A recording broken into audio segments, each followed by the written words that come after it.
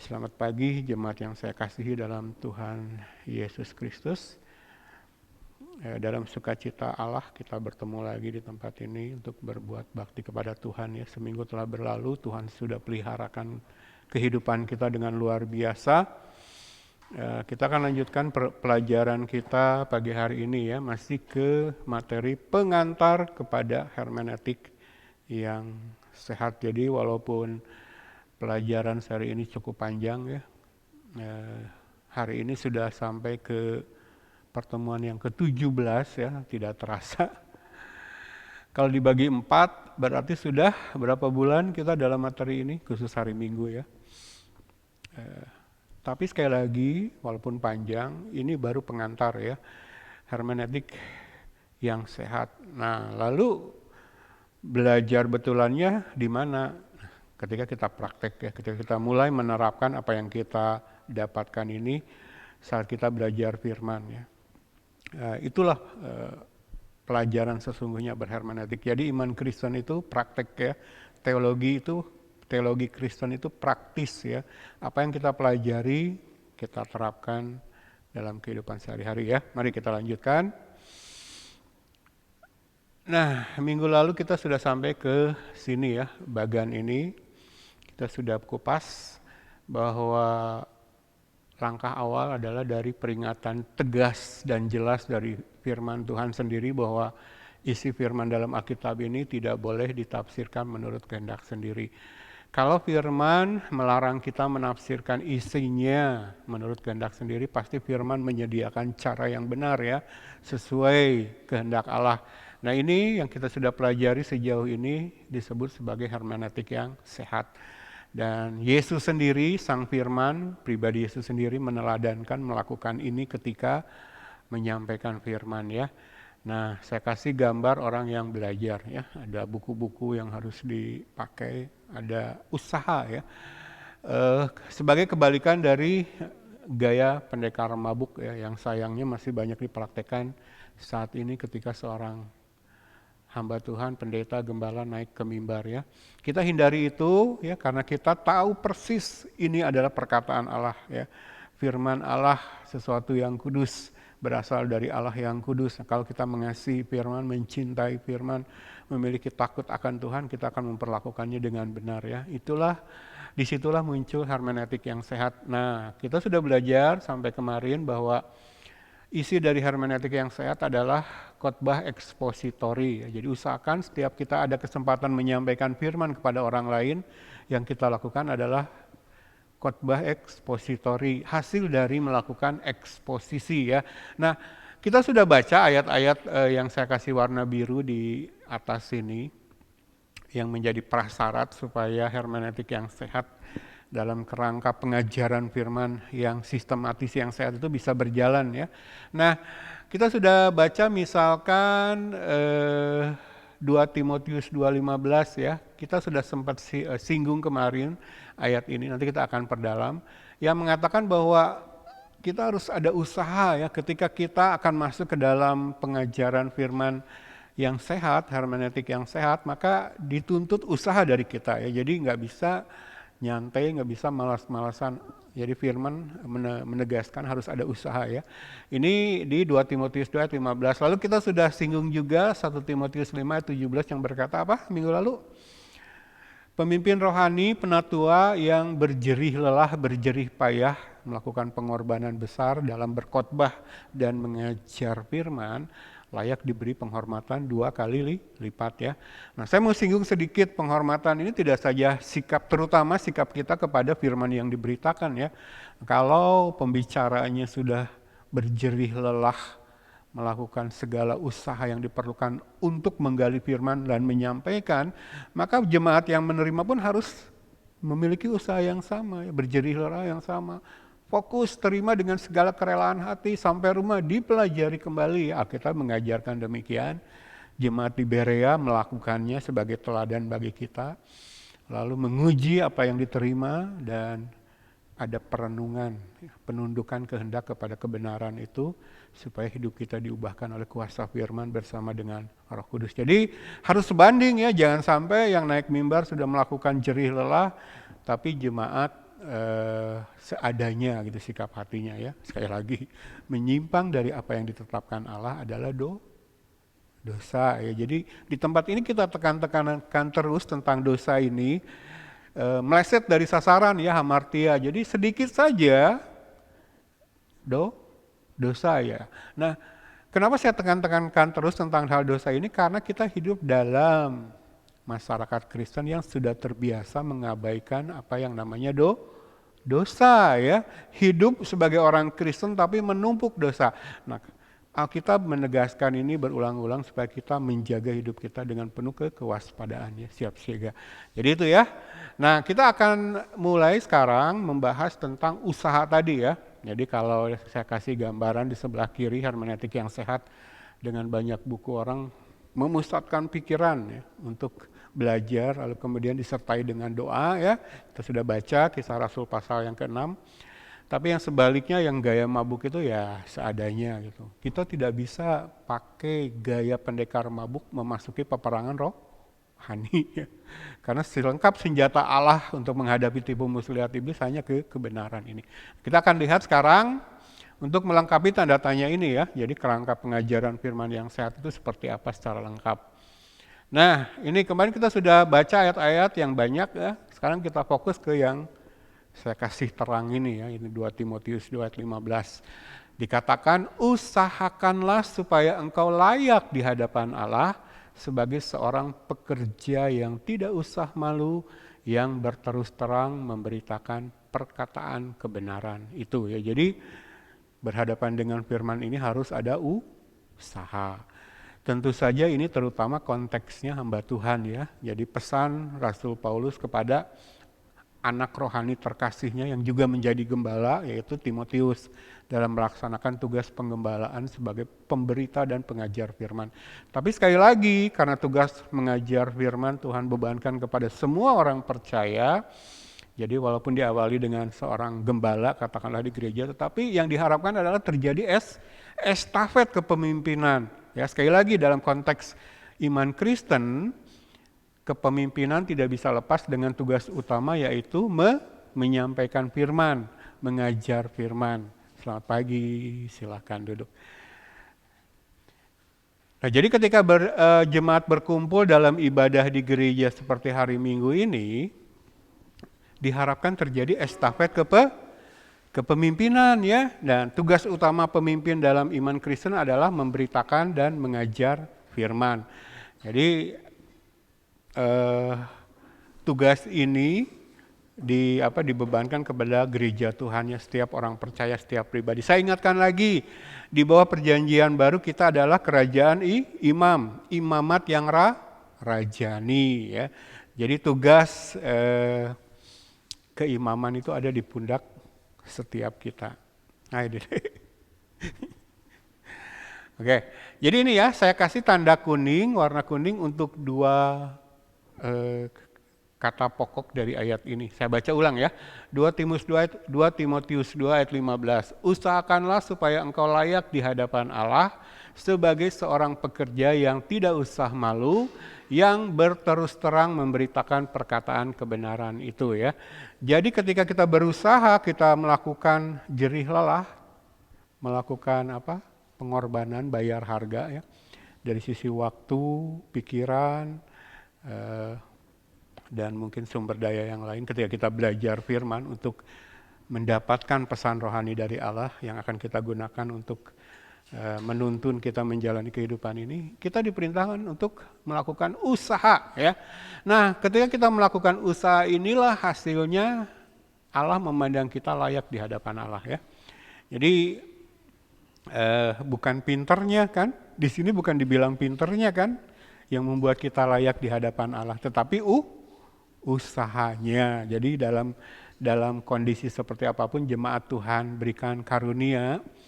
Jadi kalau kita bicara masalah belajar firman, sekali lagi ya, bukan hal kepintaran manusia yang kita permasalahkan. Bukan hal seberapa tinggi kita menjalani pendidikan akademis, tetapi usaha ini yang Tuhan nilai, yang menjadikan kita layak di hadapan Allah itu Tuhan lihat apa? Kemarin kita belajar kecenderungan hati Kita ya ada kita mau. Ya, saya bukan anti ya, mungkin kalau orang dengar khotbah Dani kesannya tuh menentang pendidikan akademis yang resmi gitu, yang formal. Teologi misalkan S1, S2, S3 enggak ya. Tapi sekali lagi saya ingin mengajak baik jemaat maupun hamba Tuhan yang tidak berkesempatan menjalani, mengikuti pendidikan formal dengan berbagai alasan, misalkan nggak ada biayanya, mahal kan sekarang kuliah. Itu bukan berarti tertutup, betul ya? Tertutup kemungkinan kita untuk belajar. Yang penting ada usaha, kecenderungan, kecondongan hati seperti Paulus untuk mengejar pengenalan akan Allah. Caranya bagaimana? Kalau kita mampu berkuliah, katakanlah begitu ya, ada kesempatan Tuhan berikan, biaya ada, waktu ada, kuliah. Itu dalam rangka usaha kita kan. Tapi kalau kita tidak memiliki kesempatan itu bukan berarti tertutup. Saya ingat dulu belum jadi hamba Tuhan Pak. Tapi saya sudah tertarik belajar firman lebih dalam. Lalu kebetulan pengerja di tempat saya berjemaat itu kuliah. Dia kuliah. Nah saya ada inisiatif, saya udah cerita pada istri saya. Saya setiap kali teman saya ini mendapatkan textbook, buku pegangan dalam kuliahnya, saya bilang pinjem, saya fotokopi, saya belajar. Bahkan ketika dia dapat tugas dari kampusnya, saya bilang ikutan. Dapat tugas apa, lalu saya ikut mengerjakan gitu. Nah, jadi itu salah satu usaha saya yang saya lakukan demi mengejar pengetahuan yang benar, pengenalan akan Allah ya. Jadi ini ada kata usahakanlah, dari usaha inilah Allah melihat kita layak di hadapannya. Bukan pintar tidaknya kita ya. Jadi jangan terus dipermasalahkan di situ ya. Jangan terus langkah kita mentok di situ. Ah, saya mah nggak pintar sih ya. Padahal ini sih pintar. Saya kalau ngobrol sama hamba Tuhan suka begitu. Kelihatannya seperti muji saya gitu ya. Oh, Pak Dhani kan orangnya pintar, saya mah enggak. Jangan ya. Pak, usaha Pak, yang Tuhan lihat usaha yang membuat kita layak di hadapan Allah, usaha. Kalau kita enggak mampu kuliah, pasti Allah buka jalan. Entah bagaimana. Yang penting karena kita mempunyai kecenderungan hati yang digerakkan oleh kasih, kita cari jalan, cari celah untuk belajar firman. Nah, kalau dalam konteks jemaat di tengah kesibukan sehari-hari ya, baik di keluarga, baik di pekerjaan, usaha, Tuhan lihat usaha menyempatkan diri, ada waktu untuk belajar. Nah, kadang sama istri saya kan, saya bosan kalau harus dibawelin terus, ya biar Roh Kudus saja yang menuntun, nanti ada saatnya, walaupun istri saya kan capek banget di rumah kerjaannya. Tapi kalau dia memiliki kasih kepada Allah dan kepada firman, saya lihat tetap ya, di tengah segala kelelahan ngurusin anak, dan segala tetek bengek urusan rumah tangga, tapi saya lihat masih sempat belajar. Jadi ini ya, Tuhan lihat usaha. Kita akan lihat, pelajari lagi ayat ini lebih mendalam. Jadi ada dua ya, usahakanlah dan berterus terang memberitakan. Kita akan bahas dulu usahakanlah. Nah, kata usahakanlah di sini diambil dari kata Yunani spudatso ya. Spudatso ini artinya ya, yang sudah saya terjemahkan. Melakukan usaha, sigap dan sungguh-sungguh, mempraktikkan ketekunan, menjadi giat, bergerak maju, berupaya, bekerja keras, belajar. Jadi kalau jemaat punya kamus bahasa Yunani, jadi satu kata itu artinya bisa macam ya. Jadi jangkauannya sangat luas ya. Nah, ini artinya ya, kalau kita buka kamus bahasa Yunani, kata spodazo ini memiliki pengertian ini. Nah, kalau jemaat buka Alkitab bahasa Inggris, ini saya ambil dua seperti biasa, Alkitab NASB dan KJV memakai dua yang berbeda ya dalam penerjemahan mereka. Tetapi dua-duanya ada, kalau baca kamus itu dua-duanya ada. Nah, kalau NASB usahakanlah itu dipakai kata be diligent. Nah, be diligent itu ada kan di sini. Artinya apa be diligent? Giat ya. Giat, tekun. Tetapi kalau King James, Alkitab King James memakai kata study. Jadi usahakanlah ini giat, tekun, rajin. Di sini belajar. Nah, dua-duanya ada dalam kata spudazo. Jadi kita ambil dua-duanya. Nah, coba jemaat renungkan. Kalau kita baca Alkitab bahasa Indonesia kan belum jelas yang dimaksud usaha ini apa. dalam konteks membuat diri kita layak di hadapan Allah. Nah, setelah melihat arti katanya, kita jelas sekarang ya, berkaitan dengan kebenaran firman dalam Alkitab, yang diperintahkan usaha ini adalah giat belajar ya. Jadi kita ambil kesimpulan, usahakan di sini maksudnya rajin belajar. Tidak melulu ditujukan kepada kami, hamba Tuhan, pendeta, gembala. Sekali lagi, kerajaan imam, kita semua imam. Ada saatnya kita harus mengajar firman. Tiba-tiba tetangga di gerakan Tuhan tertarik kepada iman Kristen. Lalu datang ke rumah kita, menanyakan tentang iman Kristen kepada kita. Harus siap kita memberikan pertanggungjawaban, menjelaskan kepada dia iman Kristen itu seperti apa. Ya, jadi kita harus mempersiapkan diri. Nah, Alkitab, Allah memerintahkan kita untuk rajin belajar ya. Sini ya. Nah, itulah satu-satunya cara kita layak di hadapan Tuhan. Jadi sekali lagi kalau saya singgung jemaat dalam segala kehidupan di dunia ini dengan segala dari pagi sampai sore, ngurusin keluarga, ngurusin usaha, pekerjaan, cari nafkah dan sebagainya. Tuhan melihat ada usaha nggak giat belajar ya. Nah, dari pihak gereja di tempat ini kita sudah berusaha memfasilitasi ya. Jadi kalau hari Minggu, selain hari Minggu kita sudah buka hari Rabu ya, masih belum bisa bergabung, tapi doakan terus, Tuhan kasih kesempatan.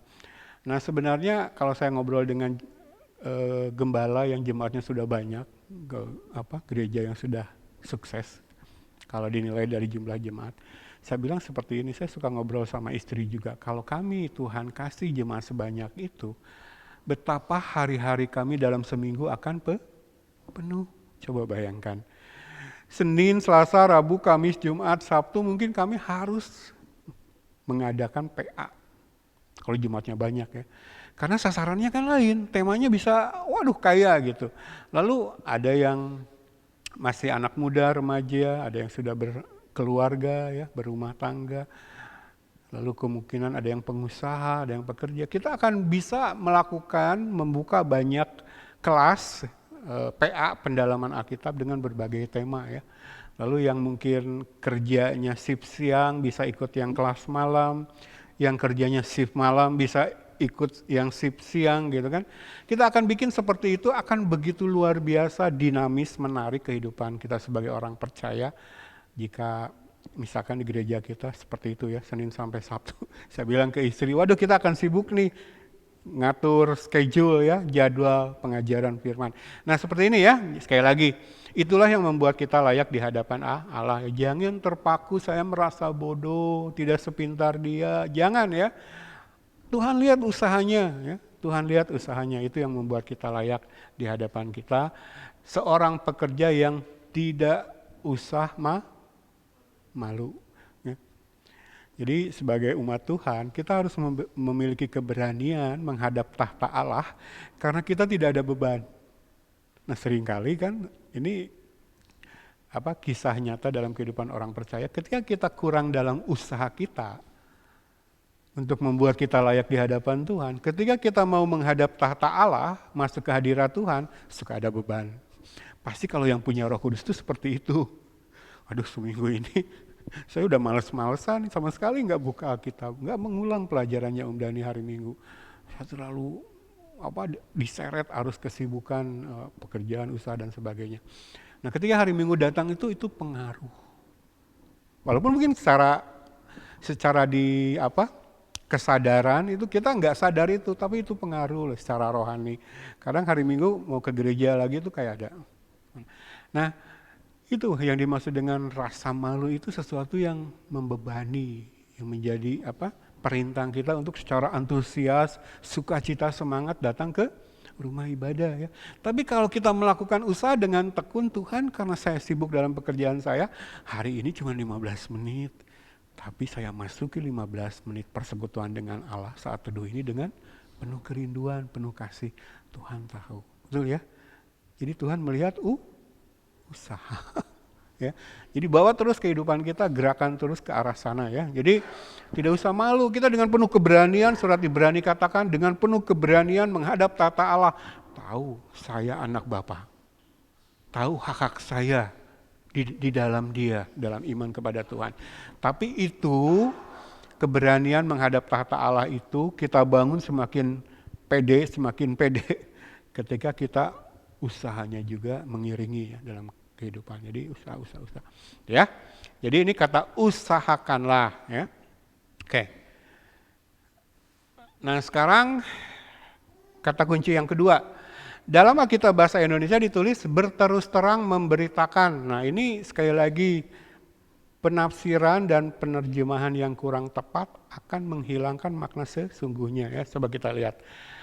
Kata yang saya kasih tanda kuning, berterus terang memberitakan ini berasal dari satu kata dalam bahasa Yunani, yaitu orthotomeo ya, yang secara literal memiliki arti potong lurus. Nah, coba kita lihat maksudnya apa. Menangani secara akurat, ini ya, handling accurately. Jadi arti dari kata potong lurus, kata orthotomeo ini, satu rujukan untuk ketepatan dalam memotong bahan menurut pola yang dituntut oleh para pengrajin kayu, batu, atau kulit seperti yang Paulus lakukan sebagai pembuat tenda. Paulus kan sempat bekerja, dia pengrajin kulit, dia membuat tenda dengan bahan baku kulit. Nah, ketika membuat tenda supaya hasilnya bagus, dia harus memotong bahan baku kulit itu sesuai dengan pola, ngikutin polanya. Kalau enggak, tenda yang dihasilkan bentuknya enggak sesuai mungkin ya, enggak sesuai dengan yang diinginkan. Itu yang dimaksud potong lurus. Jadi potong lurus ini mengikuti aturan, mengikuti pola supaya hasilnya bagus ya. Nih, poin yang kedua.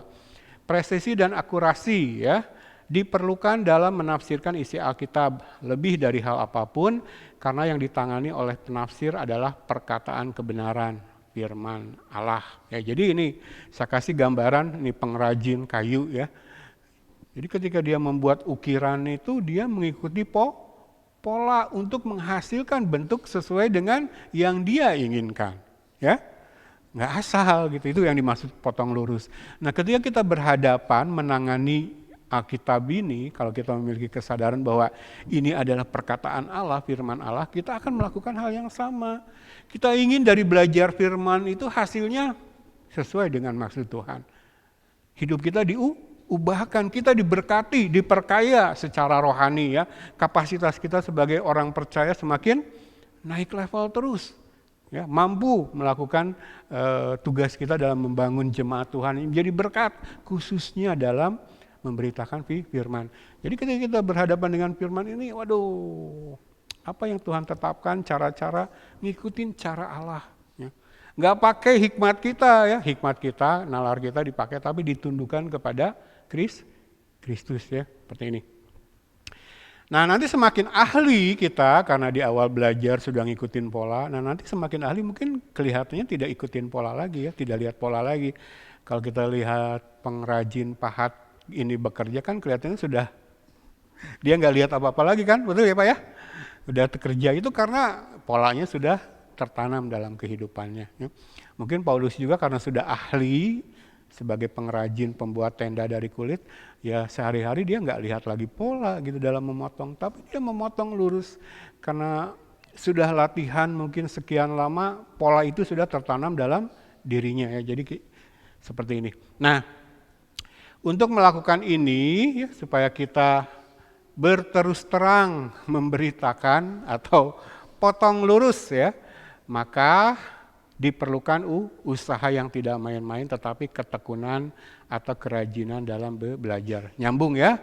Jadi usahakanlah itu tadi kita sudah artikan sebagai giat belajar, rajin belajar, lalu berterus terang memberitakan ini ya, ketika menggali kita menangani firman ini sebagaimana selayaknya ya. Saya sudah pakai kata seksama kemarin ya dalam bahasa Indonesia. Ini mewakili banget lah. Teliti, cermat, tepat, benar sehingga sasaran yang diinginkan Allah jitu tercapai. Menghindarkan kita dari dosa, karena dosa artinya adalah meleset dari sasaran. Nah, maka kita tidak heran kalau dalam Alkitab bahasa Inggris berterus terang memberitakan ini lebih tepat ya penerjemahannya. Misalkan King James memakai kata rightly dividing, membagi dengan benar.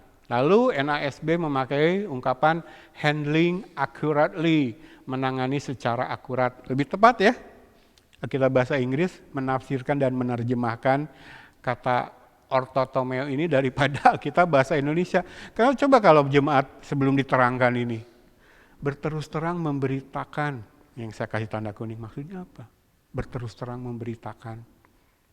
Tapi setelah kita menggali dari bahasa aslinya, kita sekarang tahu yang dimaksud berterus terang memberitakan itu ketika belajar itu serius, cermat, teliti, ya, hati-hati, seksama ketika kita belajar Alkitab. Jadi memakai hermeneutik yang sehat ya. Oke, jadi ini ya, kalau Alkitab memerintahkan kita ketika kita belajar firman itu ini 2 Timotius 2:15, usahakanlah lalu berterus terang, kita sudah tahu maksudnya. Belajar dengan rajin, lalu gunakan metode atau prinsip yang benar, hermeneutik yang benar ketika kita mengartikan teks dalam Alkitab. Oke, lanjut ya.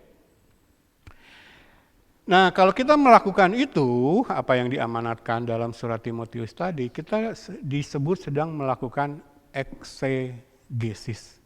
Ya, kita berkenalan lagi dengan satu kata, perbendaharaan kata baru dalam iman Kristen kita, dalam kaitan belajar Alkitab ya. Eksegesis ya.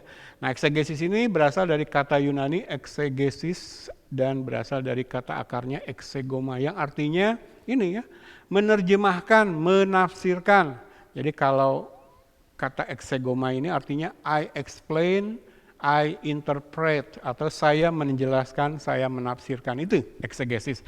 Nah, kalau kita lihat etimologinya, kata eksegesis ini berasal dari dua kata ya, gabungan dua kata. Ada kata ex dan ada kata hegestai ya, menjadi eksegesis. Nah, yang menjadi patokan kita adalah kata X-nya ini. Artinya keluar atau mengeluarkan. Jadi, yang dimaksud dengan eksegesis adalah mengeluarkan isi Alkitab, ya, memindahkan apa yang tertulis dalam teks dalam Alkitab ini, kita pelajari dengan seksama, dengan teliti, dengan giat, dengan tekun, memakai cara yang benar, hermeneutik yang sehat, sehingga isi dari Alkitab ini, pesan rohaninya, berhasil kita keluarkan. Itu ya eksegesis. Jadi dalam melakukan eksposisi untuk menghasilkan khotbah ekspositori yang diteladankan oleh Yesus, secara teknis yang kita lakukan apa sih? Eksegesis, mengeluarkan isi Alkitab. Itu tugas kita ketika kita belajar Alkitab, mengeluarkan apa yang ada di dalam. Ya, itu yang kita sebut berkali-kali sebagai menempatkan Alkitab ini sebagai otoritas tertinggi dalam kehidupan kita. Jadi apa kata Alkitab, itulah yang kita keluarkan ya, mau tidak mau, suka tidak suka, setuju tidak setuju, apakah sesuai atau tidak dengan selera kita, kita mengeluarkan apa yang menjadi isi Alkitab. Itu eksegesis ya. Oke. Nah, kalau saya kasih gambaran seperti inilah saat kita belajar firman. Ya, baik saya ketika mempersiapkan khotbah ini maupun jemaat ketika mendengarkan, bahkan ketika jemaat mengulang pelajaran Alkitab yang diterima di gereja, diulang di rumah, ini yang dilakukan. Eksegesis, mengeluarkan apa yang ada di dalam, atau saya sering pakai kata menggali. Perlu usaha nggak? Perlu usaha nggak? Perlu usaha. Perlu alat nggak? Perlu alat. Kita sudah belajar ya dalam materi menjembatani gap itu ada alat yang kita pakai untuk menggali kebenaran firman, kamus, ensiklopedi, dan sebagainya dan sebagainya. Ini loh. Jadi usaha kita di sini menggali apa yang ada di dalam. Ya. Nah, kalau kita sempat singgung gereja-gereja akhir zaman itu menyampaikan firman cuman korek-korek permukaan ini karena mereka tidak mau melakukan usaha. Yang namanya menggali itu perlu usaha lebih, perlu kerja keras, perlu cucuran peluh ya, perlu pengorbanan, berani bayar harga ya. Ini yang dilakukan ketika kita melakukan eksegesis. Nah, dalam konteks hermeneutik yang sehat, cara menafsirkan isi Alkitab yang benar sesuai dengan kehendak Allah supaya mendapatkan pesan rohaninya yang benar, kita harus. Nah, ini harus dilatih Bapak Ibu. Ya. Jadi sekali lagi hilangkan dari benak atau pikiran kita bahwa ini hanya tugas hamba Tuhan, jangan. Jadi kalau ada orang hamba Tuhan, saya ajak bincang-bincang tentang cara mengajar firman. Mereka selalu bilang seperti ini. Ya, kalau yang saya ajak misalkan jemaat, mereka bilang seperti ini. Om Dhani kan hamba Tuhan, pendeta. Ya memang tugasnya belajar firman, banyak-banyak. Saya kan cuma jemaat. Enggak ya. Saya tuh rajin belajar Alkitab tidak ketika sudah menjadi hamba Tuhan pendeta. Sejak masih jemaat saya sudah suka belajar firman. Ya, menggali ini. Karena ini adalah satu efek yang dihasilkan dari kelahiran kembali ya, mengasihi firman. Jadi salah kalau orang menyangka bahwa saya sebagai seorang pendeta memang tugasnya baru mendalami Alkitab, bekerja ya, melakukan usaha menggali ini setelah menjadi pendeta. Enggak ya. Siapapun jemaat harus memiliki ini, perintah Tuhan, sesuatu yang sebenarnya sudah Tuhan tanamkan sikap ini dalam hidup orang percaya yang sudah dilahirkan kembali. Ini ya gambaran dari eksegesis. Oke.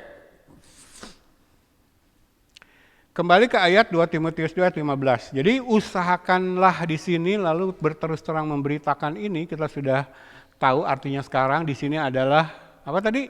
Usahakan di sini belajar yang rajin ya.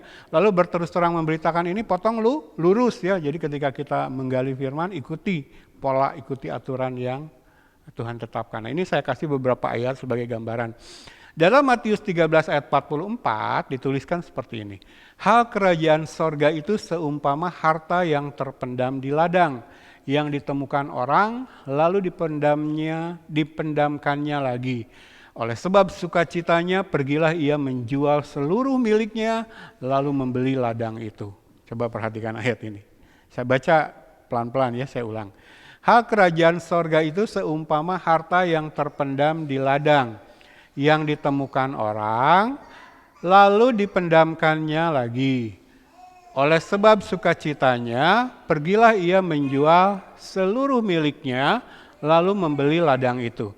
Jadi ada orang menemukan ladang yang di dalamnya dikubur, dipendam harta karun ya. Sekarang saya tanya dulu satu hal.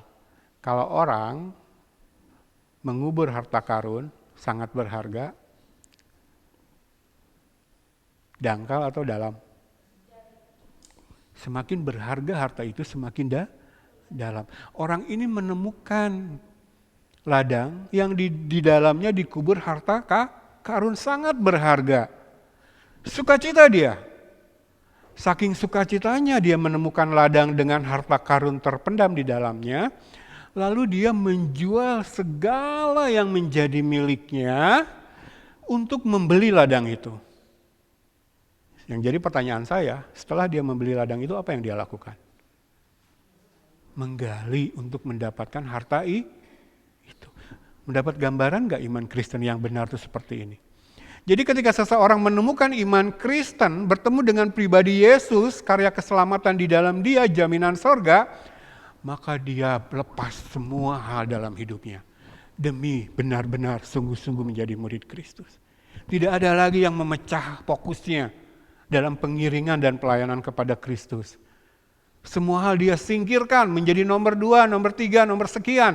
Yang nomor 1 adalah Kristus. Ini ya, yang arti dari teks ini, dia menjual semua harta miliknya untuk membeli ladang ini. Lalu setelah dia beli ladang ini, setelah masuk iman Kristen yang benar, apa yang dilakukannya? Menggali, bereksegesis dia. Loh, iman Kristen itu salah satu harta terbesarnya ini loh. Kita sudah masuk iman Kristen tapi hare-hare acuh tak acuh kepada firman, aneh. Jadi di sini gambaran orang Kristen yang benar ya. Untuk masuk ke dalam iman Kristen dia korbankan semua hal. Gak cuma harta benda ya, kita sudah belajar bahkan relasi sosial dia korbankan ya. Bagi saya sekarang relasi dengan pribadi Kristus yang terpenting. Semua nomor sekian. Lalu dia menggali ya, bereksegesisnya. Nah, berbicara tentang kerajaan sorga, kita sudah tahu Roma 14 ayat 17 menuliskan bahwa kerajaan Allah bukanlah soal makanan dan minuman, tetapi soal kebenaran. Kebenaran kita hanya ada di dalam Alkitab ini ya, firman Tuhan. Tetapi soal kebenaran, damai sejahtera, dan sukacita oleh Roh Kudus.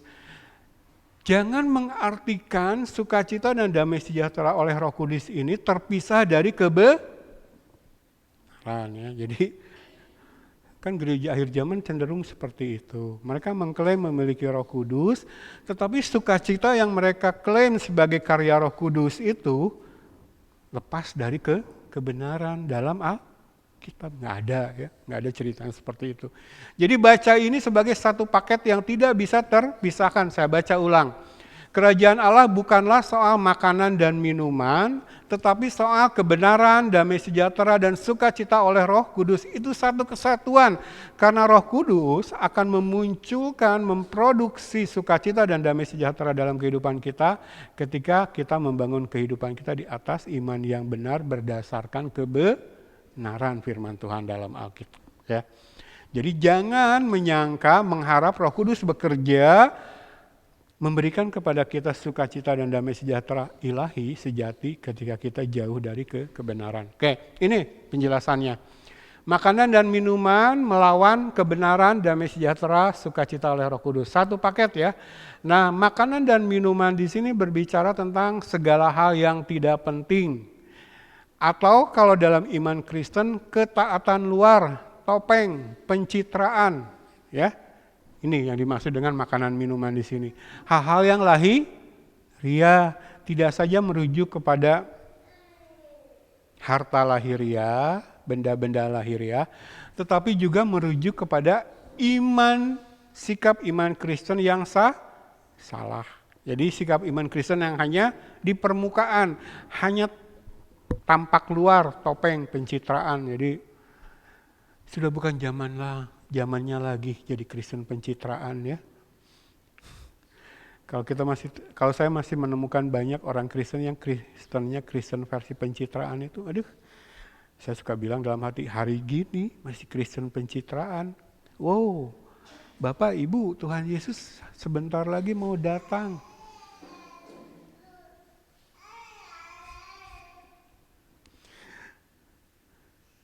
Sadar nggak?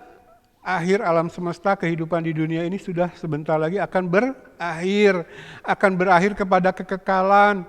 Kalau Kristennya masih Kristen topeng, Kristen pencitraan, hari gini masih seperti itu, ya.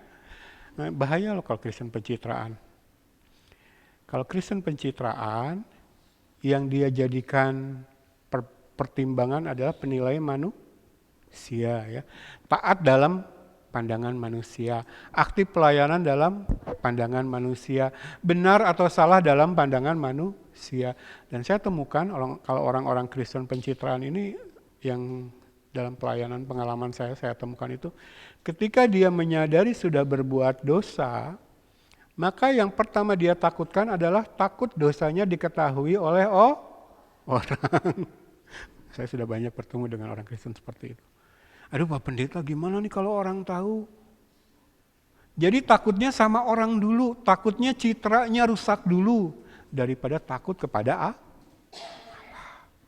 Ya, jadi lalu kalau pelayanan dibangun oleh pencitraan, dia akan menutup pencitraan itu dengan pencitraan lainnya, dan lebih hebatlah pencitraan. Ya, saya sudah sempat terangkan cara kerja iblis itu kan seperti kebohongan. Kalau kita sudah berbohong sekali, maka untuk menutup kebohongan itu kita akan berbohong lagi. Takut orang tahu kebohongan kita berbohong dan bohongnya semakin lama semakin besar. Nah, kalau kita pelayanan pekerjaan Tuhan cari penilaian manusia, cari sukses di mata manusia, lalu kita melakukan pencitraan, maka untuk menutupi pencitraan yang satu kita akan melakukan pencitraan yang lebih besar. Akhirnya kehidupan kita dibangun oleh kebohongan. Banyak orang Kristen hidup dalam kebohongan seperti ini. Enggak ya? Ini ya, jadi makanan minuman mewakili segala yang non-essentials dan external observance, ketaatan luar ya. Nah, yang ini yang warna kuning, kebenaran, damai sejahtera, sukacita oleh Roh Kudus, disebut true obedience, ketaatan sungguh, ketaatan sejati berdasarkan pengertian dan kasih. Itu ketaatan yang benar. Jadi ketika kita melakukan segala sesuatu dalam iman Kristen, kita tahu alasannya. Padahal kalau saya berhenti ngomong, dia pasti berhenti. Kalau anak kecil begitu. Kan kalau om berhenti ngomong, dia berhenti. Jadi dia pengen nimbrung.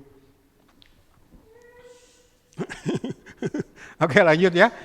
Jadi ini ya, true obedience itu ketaatan ketika orang Kristen sejati melakukan segala sesuatu, pengiringannya dalam pelayanannya itu berangkat dari pengertian, tahu apa yang dia lakukan. Lalu didasarkan oleh kasih, tidak ada motivasi lain. Ini ya. Nah, berbicara tentang kerajaan Allah, kebenaran yang dipendam begitu dalam sehingga perlu usaha menggali. Itu ya. Hanya manusia-manusia rohani yang bisa menghargai itu ya. Nah, sekarang gereja akhir zaman itu dipenuhi dengan jemaat yang ini ya, mengejar berkat-berkat lahiriah sehingga iman Kristennya iman pencitraan ya. Ketaatan luar, topeng atau pencitraan. Jadi ini ya, makna dari eksegesis itu ini, untuk menghasilkan iman Kristen yang benar, ketaatan yang sejati yang berangkat dari pengertian, pengenalan akan pribadi Allah, lalu digerakkan oleh kasih. Lanjut. Nah, kebalikan dari eksegesis adalah eisegesis. Bedanya di sini ya. Tadi di depannya ex artinya mengeluarkan, ini kebalikannya eisegesis ini. Jadi ex ini yang diganti menjadi eis. Eis itu kebalikannya artinya memasukkan ke dalam. Jadi kalau eksegesis menggali untuk mengeluarkan harta keluar, eisegesis justru memasukkan sesuatu sehingga harta itu semakin tertimbun kan? Bukannya berhasil dikeluarkan pesan rohani dari Allah dalam konteks menafsirkan Alkitab, tapi dia memasukkan ide, pemikiran, opini, perasaan dirinya ke dalam. Sehingga justru harta tadi yang terpendam kebenaran kerajaan Allah justru semakin tidak kelihatan. Ini ya. Eisegesis sebagai kebalikan dari eksegesis artinya proposing, advising, mengusulkan, menasehati, memasukkan atau memaksakan ide manusia ke dalam Alkitab. Ini cara menafsirkan Alkitab yang salah. Ini cara menafsirkan Alkitab gaya pendekar mabuk. Ini cara menafsirkan Alkitab yang tidak mau berusaha, melakukan usaha, rajin belajar tadi ya. Naik mimbar asal. Atau motivasinya sudah lain. Menyenangkan manusia, menyenangkan jemaat. Maka yang dia lakukan bukannya menggali kebenaran pesan Allah untuk disampaikan kepada jemaat, tetapi justru memasukkan ide-ide dia ke dalam ayat yang dia ambil. Contoh ya, yang sering kita pakai contoh apa? Ayat dari surat 2 Korintus. Apa yang tak dapat didengar, apa yang tidak dilihat mata. Kalau dia menggali, melakukan usaha, belajar dengan rajin, giat, dia akan menemukan bahwa yang dimaksud Allah dengan ayat itu adalah hikmat Allah, sesuatu yang rohani. Itu eksegesis, mengeluarkan makna sebenarnya yang di dalam. Tetapi kalau dia melakukan eisegesis, dia memasukkan pemikirannya kepada ayat itu. Ayat ini berbicara tentang gedung yang bisa muat ribuan orang. Ayat ini berbicara tentang mobil terbaru yang bisa kita miliki. Karir kita yang terus naik. Pasangan hidup yang sesuai keinginan kita sebagaimana kita lihat di film-film Hollywood. Ya, ayat ini yang berbicara tentang hikmat kalau dihasilkan dari eksegesis, kemudian menjadi hal-hal lahiriah ini ketika kita melakukan eisegesis. Maksa. Dan hamba Tuhan sekarang ketika sudah melakukan eisegesis, lalu katakanlah saya bertemu, Tuhan kasih kesempatan bertemu dengan beliau, lalu saya kasih masukan, Pak, cara menafsirkan Alkitab seperti itu salah. Apa yang terjadi? Tersinggung, marah, lalu teman-teman yang satu merek dengan dia, gerejanya pada muncul membela dia. Di medsos seperti itu loh. Padahal niat kita tuh mengingatkan, ini firman Tuhan loh. Pakai cara menafsirkan yang benar. Seperti yang terjadi. Jadi ini ya, ada eksegesis yang benar mengeluarkan apa yang di dalam, ada eisegesis justru memasukkan pemikiran manusia ke dalam Alkitab. Nah, saya kasih gambarannya seperti ini. Jadi ini hartanya justru malah dikubur. Pesan rohani yang harusnya dikeluarkan, harta terpendam ini, kerajaan Allah ini, kebenaran, dia memasukkan ide manusia, justru semakin gak kelihatan pesan Allahnya. Itulah yang terjadi di gereja zaman sekarang. Jadi kalau kita bicarakan bahasa roh, nanti kan hari Rabu kita akan masuk ke sana kan, pelajaran hari Rabu. Itu bukannya mencari bahasa roh itu yang benar itu seperti apa, tapi malah mempraktekkan bahasa roh sesuai selera manusia yang justru bersumber dari kepercayaan pagan. Nah, eisegesis ini kalau saya kasih gambaran seperti ini ya, justru ide manusia, hikmat manusia ketika dipaksakan masuk kepada ayat-ayat Alkitab justru akan mengubur ya. Pesan Allahnya semakin gak kelihatan. Memasukkan ke dalam Alkitab hal-hal yang tidak ada di dalam Alkitab. Gak ada bahasa roh seperti itu dalam Alkitab.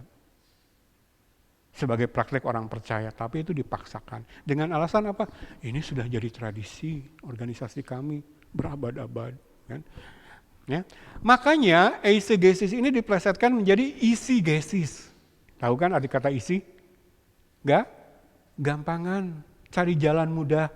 Ini untuk orang-orang yang tidak mau melakukan usaha belajar dengan giat. Jadi kalau besok hari Minggu saya mau khotbah setengah jam, hari Sabtu malam, maka dia sadar tidak sadar dia lakukanlah eisegesis, isigesis. Isi itu mudah. Gampangan. Yesus mati di atas salib itu bukan gampangan. Kita ditebus oleh darah yang mahal itu bukan gampangan. Allah menjelma inkarnasi menjadi manusia itu bukan gampangan. Ya, hamba-hamba Tuhan, jemaat, ketika belajar Alkitab cari jalan gampang, gak mau melakukan usaha belajar dengan giat. Kita layak di hadapan Tuhan dilihat dari usaha. Karena ketika kecenderungan hati kita melakukan usaha berangkat dari menghargai. Ini sebaliknya. Tidak mau susah, cari jalan pintas, cari cara instan. Oke, lanjut. Nah, ketika kita melakukan eisegesis, kita melakukan dosa. Kalau Allah memerintahkan dalam menangani ayat-ayat dalam Alkitab ini, kita harus seksama, cermat, teliti, benar jitu, tepat benar jitu. Lalu kita melakukannya asal karena kejar yang gampang, kejar yang mudah, tidak mau usaha, maka itu meleset dari apa yang dikehendaki Allah, itu adalah dosa. Saya itu ingin menekankan loh, tidak saja kepada jemaat, tapi khususnya kepada hamba Tuhan, pendeta gembala. Ketika dia naik mimbar, menyampaikan firman tidak dari hasil usaha, eksegesis menggali tadi, tetapi justru eisegesis itu dosa. Susah banget menanamkan kesadaran ini. Jadi dia nyantai aja tiap minggu naik mimbar, dia mengumpulkan dosa, menumpuk dosa. Ya, 2 Timotius 2 ayat 16 sampai 18. Kita coba lihat ayatnya ya, kenapa kita sampai pada kesimpulan bahwa ini dosa kan? Kita lihat ayatnya. Nih, yang tadi, yang 2 Timotius 2 ayat 15 kan sudah kita pelajari ya. Ini eksegesis, melakukan usaha belajar dengan giat, memotong lurus, ya, menangani Alkitab ini secara akurat, hati-hati, seksama. Nah, kalau Bapak Ibu jemaat baca ayat terusannya, inilah yang eisegesis hasilnya ya. Coba kita baca 2 Timotius 2 mulai ayat yang ke-16. Tetapi hindarilah omongan yang kosong dan yang tak suci, yang hanya menambah kefasikan. Perkataan mereka menjalar seperti penyakit kanker. Di antara mereka termasuk Himeneus dan Filetus, yang telah menyimpang dari kebenaran dengan mengajarkan bahwa kebangkitan kita telah berlangsung dan dengan demikian merusak iman sebagian orang. Kalau yang kita lakukan eisegesis karena kita cari mudah, cari gampang, tidak mau melakukan usaha, belajar dengan giat, yang dihasilkan ini. Omong kosong. Yang tidak suci. Hanya menambah kefasikan. Sadar nggak para pengkhotbah ini? Ketika dia naik mimbar, dengan tidak selayaknya ketika melakukan persiapan, dia melakukan dosa. Jemaat yang menerima khotbah dia akan bertambah fasik. Yang disampaikan itu omong kosong. Tidak ada muatan pesan ilahinya di situ. Karena tadi dia bereisegesis, malah memasukkan ide-ide dia ke dalam ayat-ayat Alkitab. Ya, tidak menafsirkan dengan benar. Nah, ajaran yang omong kosong ini menjalar seperti penyakit kanker. Nah, jemaat saya sudah terangkan, tahu kan penyakit kanker? Di dalam seringkali tidak ketahuan, lalu ketika ketahuan sudah stadium 4.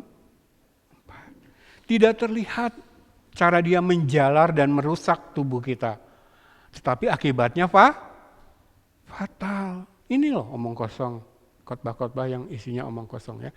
Nah, Paulus memberikan contoh ya, menyebut nama Himeneus dan Filetus. 2 contoh guru palsu yang dicatat dalam Kejadian Baru. Sebut namanya ya. Permalukan mereka di depan umum. Expose. Yang telah menyimpang dari kebenaran dengan mengajarkan bahwa ini saat itu ajaran sesat yang disebarkan ini ya. Kalau saat ini ajaran sesat yang disebarkan banyak macamnya. Salah satunya teologi kemakmuran, ketidakbenaran berangkat dari cara menafsirkan Alkitab yang asal. Pendekar mabuk bukannya melakukan eksegesis, mengeluarkan apa yang di dalam, tetapi pakai ayatnya ayat Alkitab. Tapi ide kita ini masukkan ke dalam ayat ini. Itu yang disampaikan kepada jemaat ya. Oke. Ini ya omongan kosong yang dimaksud omong kosong di sini ini penjelasannya. Omongan keduniawian dan hampa tak bermakna. Tugas gereja adalah pemberitaan Injil yang benar untuk menyelamatkan dan pengajaran firman yang sehat untuk membangun umat dalam kekudusan. Omongan seperti ini justru menjauhkan dari tujuan itu. Poin yang kedua, kanker di sini merujuk kepada penyakit yang menjalar demikian cepat dan mematikan, menggambarkan betapa berbahayanya ajaran sesat karena itu menyerang dan mengancam kehidupan, merusak iman sebagian orang. Jadi sudah yang berdiri di mambarnya berdosa, lalu yang dihasilkan merusak iman jemaat. Nah, saya mau bawa konteks omong kosong ini tidak hanya dalam konteks hamba Tuhan, pendeta, gembala menyampaikan khotbah di mimbar. Tetapi ketika jemaat ngobrol dalam kehidupan sehari-hari, baik dalam lingkungan gereja maupun dalam lingkungan keluarga, dalam lingkungan apapun. Usaha, pekerjaan, pergaulan dengan tetangga, hati-hati. Hanya 2 kemungkinan yang keluar dari mulut seorang Kristen. Berita kebenaran atau omong kosong. Hindari ini dosa. Ngumpul orang Kristen bergosip itu dosa. Ini loh menambah kefasikan, tidak suci. Hampa, tidak ada muatan kebenarannya. Nah, kalau saya ngajarin begini kan dianggap aneh itu pendeta. Saya bilang kan ke keluarga-keluarga, kenapa kalau keluarga ngumpul tuh enggak ngomongin firman? Lalu saya dianggap aneh. Orang Kristen sekarang seperti itu loh. Dalam konteks jemaat. Jadi kalau saya sama istri mengobrolkan, membicarakan tentang seseorang, khususnya sesuatu yang jelek dalam orang ini, kalau kita tidak ada target membahasnya dalam konteks kebenaran firman, mengoreksi dia dalam usaha membuat dia bertobat, lalu membangun diri kita, gak mau, jangan. Cuman sekedaran ngomongin kejelekan orang, tapi dari membicarakan kejelekan orang itu terus kita merasa puas gitu, jangan mau. Stop ya, sudah belajar Alkitab hari ini, kalau ada arah ke situ stop. Oke, lanjut ya. Jadi hindari omong kosong. Oke.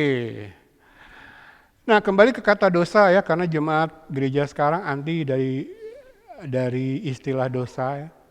Jadi kalau khotbah hari Minggu dihindari berbicara tentang dosa, tentang neraka, tentang kebinasaan kekal, tentang sangkal diri, pikul salib ya. Itu dihindari. Jadi yang disampaikan teologi kemakmuran. Nah, saya akan bahas justru tentang dosa pagi hari ini.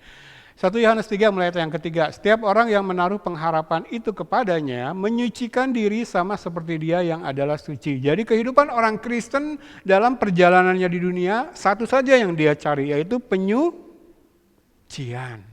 Dibebaskan dari yang salah-salah. Sedikit demi sedikit ya. Nggak ada. Bukan justru nambah ketidaksucian ya dengan omong kosong tadi. Setiap orang yang berbuat dosa melanggar juga hukum Allah, sebab dosa ialah pelanggaran hukum Allah. Kata dosa di ini dipakai kata hamartia, berasal dari kata dasar hamartano yang artinya miss the mark, tidak tepat sasaran. Allah sudah menetapkan segala hal dalam kehidupan kita. Kalau kita meleset dari apa yang sudah Allah tetapkan, walaupun cuma 0,00 sekian derajat menyimpangnya, dosa. Saya gambarkan ya. Ini garis lurus kebenaran.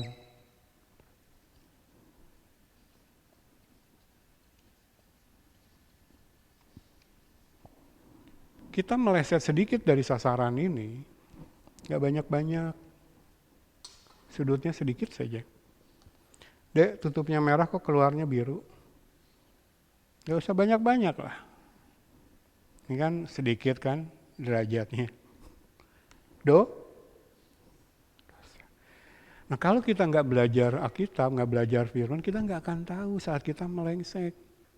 Nah kalau kita sudah menyeleweng sedikit, tapi kita biarkan, tidak ada tindakan kembali, segera kembali harusnya kan? Kalau kita hidup dalam pengajaran firman, segera tahu, maka kita balik. Ini yang disebut pertobatan. Inilah yang dikejar di ayat yang ketiga. Menyucikan diri. Tapi kalau dibiarkan, ini akan bertambah. Dan kita akan menjadi mati rasa. Dosa yang penyelewengannya sudutnya kecil ini, kita akan mati rasa di sini. Nah ketika kita mati rasa terhadap dosa yang masih menyelewengnya sedikit, karena tidak ada pertobatan, lalu sudutnya makin besar, menyelewengnya makin jauh.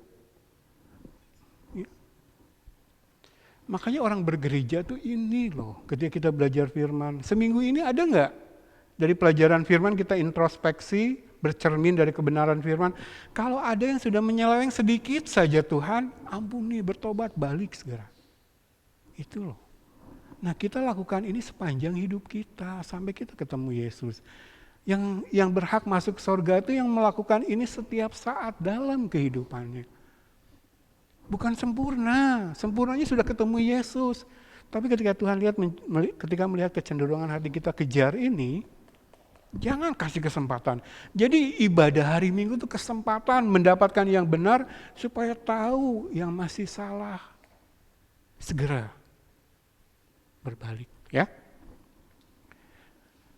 Oke, ayat 5. Dan kamu tahu bahwa ia telah menyatakan dirinya supaya ia menghapus segala dosa dan di dalam dia tidak ada dosa. Sekali lagi, bukan berarti jadi orang Kristen tidak berdosa lagi. Makanya cara menafsirkan Alkitabnya harus benar. Bukan kita tidak ada dosa lagi ketika kita sudah masuk iman Kristen. Tetapi Allah melihat kecenderungan hati kita yang mengajar penyucian. Tidak ada dosanya lagi itu nanti ketemu Yesus. Sempurna kudusnya. Sempurna benarnya. Tapi selama kita masih hidup di dunia, masih jatuh ke dalam dosa. Tapi kita tidak hidup di dalam dosa, karena kita kejar terus penyucian. Ada saatnya, situasi kondisi kita lemah, jatuh kita ke dalam dosa, tersandung. Tapi kalau kecenderungan hati kita ini, hidup dalam pengajaran firman, kita senantiasa ada dalam pertobatannya. Ya. Karena itu setiap orang yang tetap berada di dalam dia tidak berbuat dosa lagi. Setiap orang yang tetap berbuat dosa tidak melihat dan tidak mengenal dia. Ya, kecenderungan hati. Anak-anakku, janganlah membiarkan seorang pun menyesatkan kamu. Barang siapa yang berbuat kebenaran adalah benar, sama seperti Kristus adalah benar. Barang siapa yang tetap berbuat dosa berasal dari iblis, sebab iblis berbuat dosa dari mulanya. Untuk inilah anak Allah menyatakan dirinya, yaitu supaya ia membinasakan perbuatan-perbuatan iblis itu. Jadi ketika kita mengejar penyucian, ayat yang ketiga, selama hidup kita di dunia, maka kuasa Allah yang dinyatakan lewat kuasa firman dan Roh Kudus akan apa? Membinasakan perbuatan-perbuatan iblis dosa dalam hidup kita. Semakin berkurang. Kan kita sekarang ngerti kalau begitu tuh dosa loh. Saya tidak melakukannya lagi. Ya. Dosa ya harmatia. Menyesatkan, menyebabkan menyimpang dari kebenaran. Ini ya, kecurangan, penyimpangan dari ortodoksi atau kesalehan. Jadi ketika kita menafsirkan Alkitab menyeleweng dari apa yang Allah maksudkan itu dosa ya. Nah, ketika itu disampaikan kepada jemaat, omongan yang tidak suci, omong kosong ini, maka hasilnya akan menambah kefasikan ya. Ini ya. Oke, lanjut. Oke, ini kayaknya ayat-ayat terakhir ya, coba kita baca. Anak-anakku, ya. 1 Yohanes 2 mulai ayat yang ke-18. Anak-anakku, waktu ini adalah waktu yang terakhir dan seperti yang telah kamu dengar, seorang antikristus akan datang, sekarang telah bangkit banyak antikristus guru-guru palsu ya. Itulah tandanya bahwa waktu ini benar-benar adalah waktu yang terakhir. Memang mereka berasal dari antara kita, tetapi mereka tidak sungguh-sungguh termasuk pada kita. Kristen mereka ya, tetapi bukan Kristen yang benar. Sebab jika mereka sungguh-sungguh termasuk pada kita, niscaya mereka tetap bersama-sama dengan kita. Tetapi hal itu terjadi supaya menjadi nyata bahwa tidak semua mereka sungguh-sungguh termasuk pada kita. Tetapi kita orang percaya yang sudah dilahirkan kembali, telah beroleh pengurapan dari Yang Kudus, dan dengan demikian kamu semua mengetahuinya. Kita sudah mendapat pengurapan, mendapatkan Roh Kudus di dalam hidup kita ketika kita dilahirkan kembali.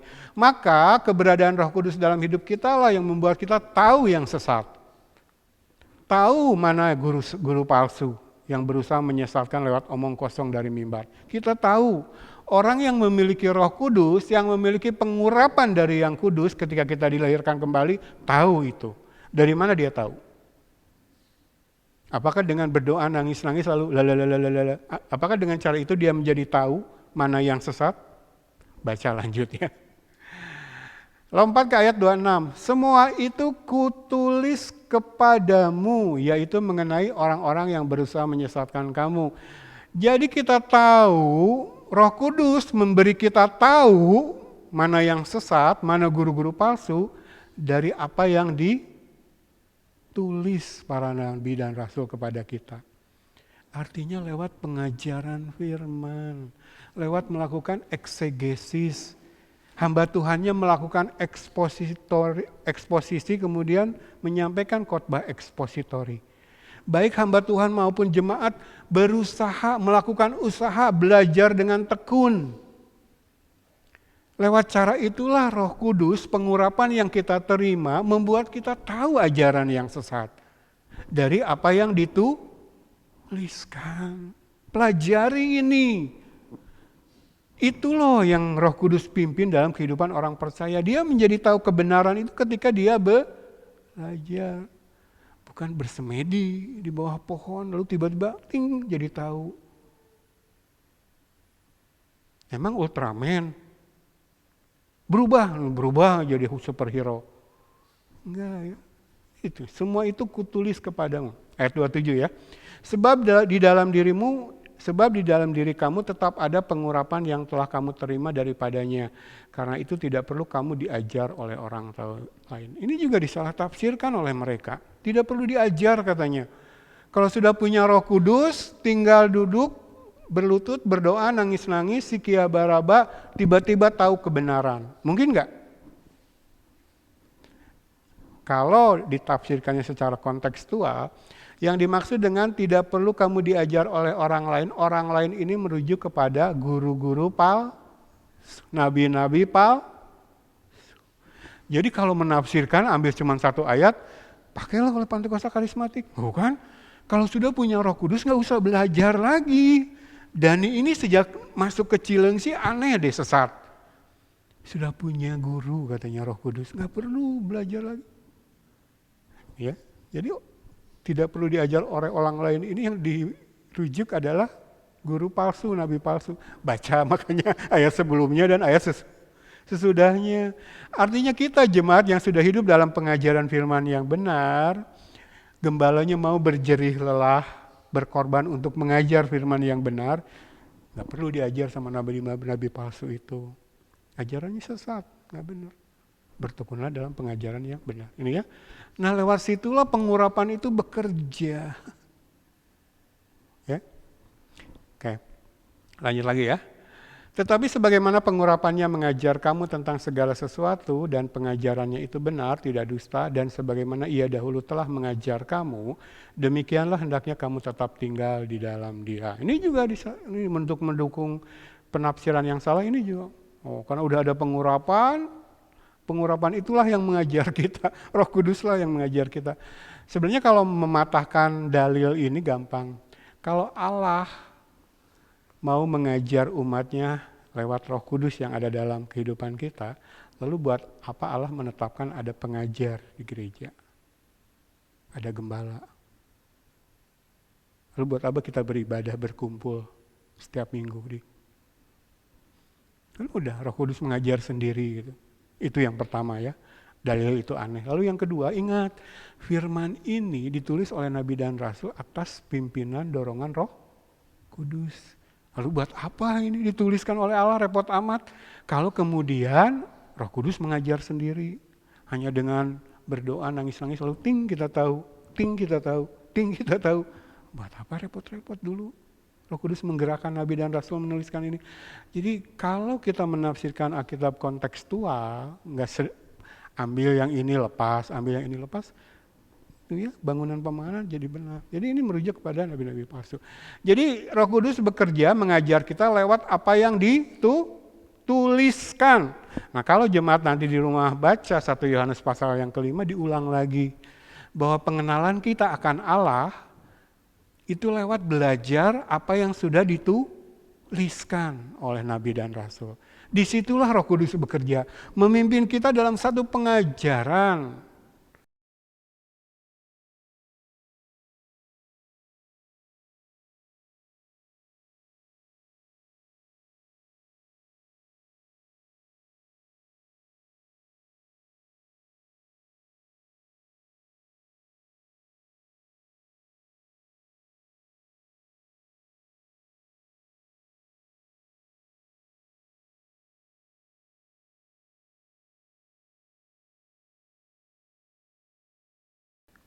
Itu pengurapan. Ya. Jadi jemaat semakin ngerti kan arti kata pengurapan dalam konteks iman Kristen yang benar ya. Bukan jadi sikia barabal, pengurapan katanya. Bukan ya. Ketika kita hidup ya, melakukan usaha belajar dengan giat hidup dalam pengajaran firman. Oke. Terakhir ya, pas. Nah, ini bagian kita terakhir sampai sini kan. Nah, yang sudah kita pelajari hari ini kita masukkan. Jadilah seperti ini. Inilah bangunan pengajaran firman yang sehat dalam gereja. Jadi eksegesis kita masukkan ya kelanjutannya. Jadi kalau kemarin kita belajar bereksposisi, ada khotbah ekspositori, secara teknis apa sih eksegesis? Melakukan eksegesis, menggali, mengeluarkan apa yang ada di dalam ya. Nah kalau kita sudah melakukan ini, inilah yang disebut dengan pengajaran firman yang sehat. Jadi dasarnya adalah hermeneutik yang sehat ini ya. Eksposisi, ekspositori, eksegesis. Ini juga yang sering kita sebut sebagai pengajaran firman yang sistematis. Mengejar lengkap, utuh, lalu runut ya, disampaikan secara bertingkat. Jadi pemahaman jemaat itu dibangun dengan cara yang benar. Nanti kalau pemahamannya dibangun dengan cara yang benar, maka jemaat akan mampu berapologetik ya, menjelaskan iman Kristennya kepada orang. Nah nanti mulai minggu depan kita akan masuk ke bahasan yang lebih teknis. Eksegesis ini ketika kita menafsirkan Alkitab diwujudkan ketika kita mentaati 5 aturan dalam menafsirkan Alkitab ya. Literal, kontekstual, gramatikal, historikal, praktikal. Nanti kita akan bahas satu persatu, lalu saya kasih contohnya. Termasuk cara menafsirkan Alkitab yang selama ini salah. Lalu kalau kita mengikuti aturan ini yang benar seperti ini ya. Jadi kita akan mengoreksi pemahaman-pemahaman Alkitab yang selama ini kita terima yang ternyata salah. Jadi inilah bangunannya ya, yang akan kita kejar. Jadi orang bergereja itu, berteologi, Kristen itu, ini dan ini dilakukan setiap ada perkumpulan jemaat dalam ibadah-ibadah seperti ini. Ini Tuhan menghendaki ini dilaksanakan. Ada usaha ke sini. Nah, apa yang kita pelajari di sini kan banyak gereja berkata nggak perlu katanya jemaat diajari yang seperti kita ajari di sini. Saya serahkan kepada jemaat untuk menilai ya, menurut pimpinan Roh Kudus. Perlu nggak saya mengajarkan yang seperti ini kepada jemaat? Gereja di luar bilang, ngapain yang begitu diajarin ke jemaat? Saya tuh sedih loh kalau ada hamba Tuhan bilang gitu. Dia tuh pengen jemaat tetap sehingga nggak bisa menguji. Ini yang dilakukan gereja-gereja akhir zaman. Saya nggak mau. Apa yang saya tahu, yang sudah saya beri dalam kehidupan saya mau bagi kepada jemaat. Jemaat bertekun ya. Tekun. Jadi imbangi usaha yang kami lakukan sebagai hamba Tuhan dengan usaha jemaat ya. Oke, minggu depan kita akan masuk ke situ. Saya tidak akan bahas ini sebagai penutup saja. Suatu ketika Imam Hilkia menemukan kembali kitab suci yang rupanya diselamatkan Tuhan dengan cara yang aneh. Zaman kakeknya, Raja Manase, jahat di mata Allah.